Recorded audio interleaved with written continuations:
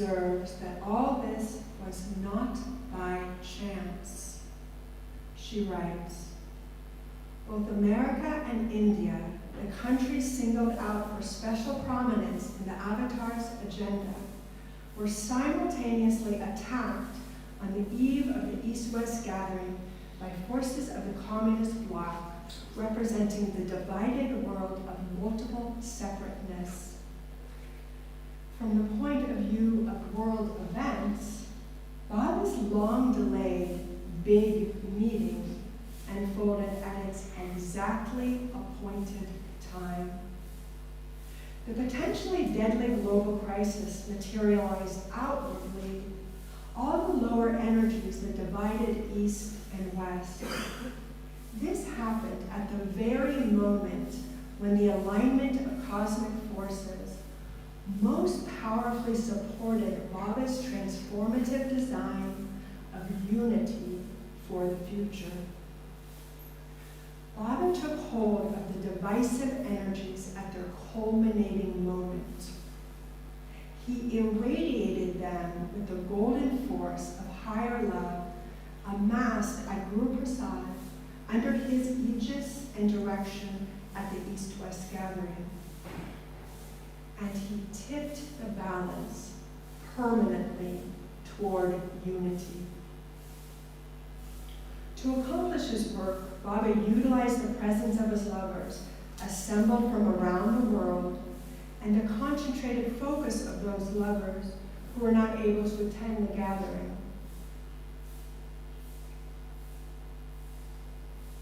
We began this presentation with Kitty Devi's statement that this was the first time that Baba had called together all who loved him to aid in his work. Murshida Ivy had a similar impression. She wrote in her journal at the time, "This was the first time I ever felt that in some way Baba needed us. He was establishing a vast archetypal pattern for the future of our world, and he needed Western disciples to be present with Eastern disciples. Baba is going to have one world." In this sense, all the exacting yet constantly changing plans for the gathering might be seen as rough drafts in preparation for what would finally occur. Baba initially outlined a month-long program at Meherabad in 1956, then 12 days, then a week.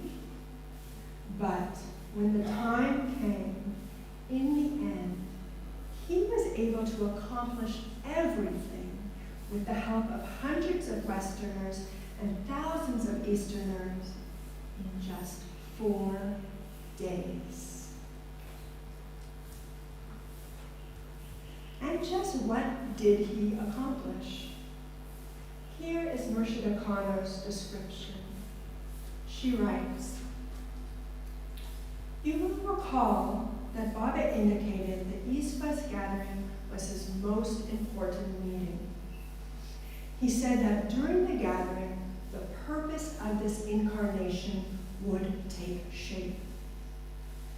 At the gathering, the experience of the new consciousness was lived, perhaps for the very first time. It was lived out as the central experience of many representative men and women from the East and the West attending that meeting.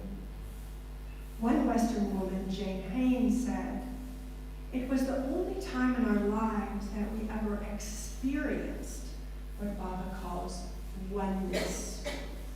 She said, "It is one thing to hear it, another to experience it."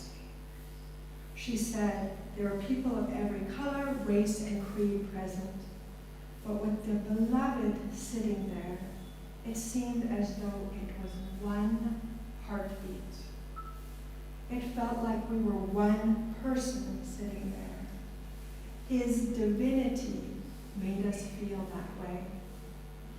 What Jane experienced was not an idea or a concept, not a set of mental beliefs about harmony and unity, nor a learning appreciation of diversity, those can be found at any well-meaning social welfare conference or interfaith meeting.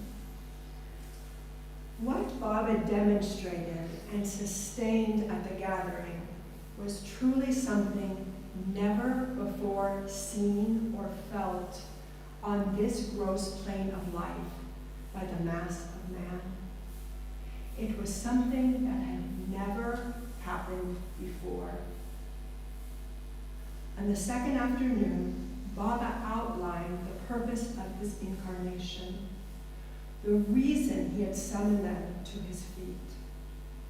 He did this in a single eloquent sentence.